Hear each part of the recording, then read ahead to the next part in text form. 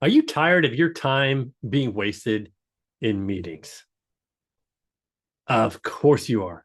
No, nobody wants to invest time in something that's not productive and efficient and making some kind of impact on the business or the organization. And that's why there's what I call time tension in every meeting. Everyone's not only talking, conversing, interacting, but they're watching the clock. Is this going well? Is that person's story a little too long? Are we going off topic? Would David stop cracking unnecessary jokes, right?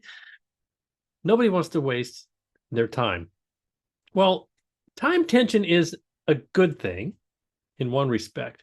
That if you, for example, start scheduling 30-minute meetings instead of 60, and you discover that you get just as much, if not more, done in 30 minutes than you used to in 60, it's because it focuses people on the matter at hand.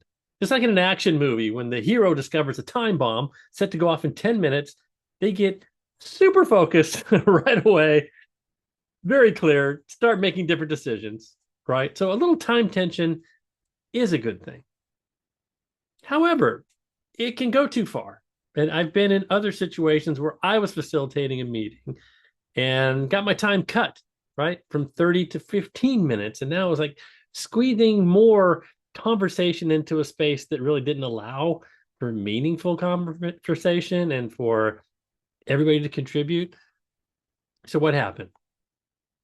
Everybody fighting for the microphone. It starts spiraling into this chaotic kind of, everybody wants to speak, but not necessarily to listen.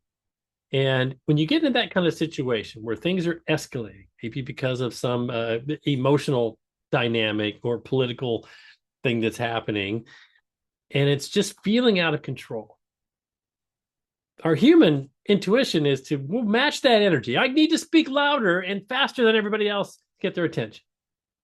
But I like to suggest trying something different. Sometimes slowing things down can actually bring clarity back into that chaos. Now, I'll tell you what I mean. So you're the facilitator, conversation is escalating, people are talking over each other, overlapping, everybody wanting to be heard. Announce that you want to ask a question. Hey, everyone, I have a question.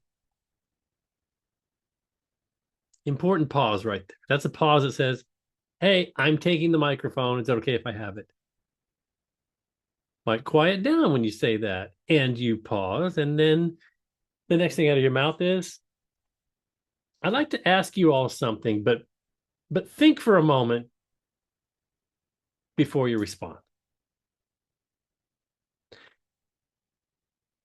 Why do we keep making the same mistake over and over again? Now, you notice what I did there.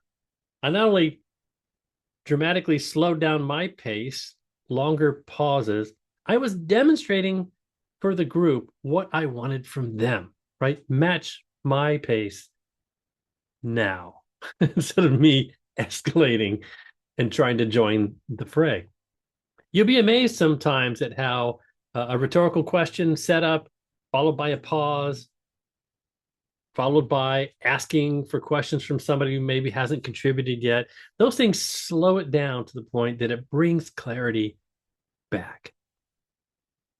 There's still time tension, but you're managing within that time frame, making sure one thing is done well, and you dive as deep as you need to and get resolution on one, so you don't end the meeting with multiple shallow conversations that never really went anywhere. Does that make sense? Time tension, good to get people going, but if they're going too hard, slow it back down. You're the facilitator. You decide, wait for them to take a breath, jump in, and set the tone for the tempo that you want. It'll often bring clarity and productivity back to that conversation. I'd be interested to know what you think. What tricks do you do? What do you say when things are going off the rails? Pop them down in the comments below and I will join your conversation. And if you have a topic about public speaking, running meetings, online, in person, drop that in the comments below as well. I'd be happy to do a show just for you. Thanks for watching.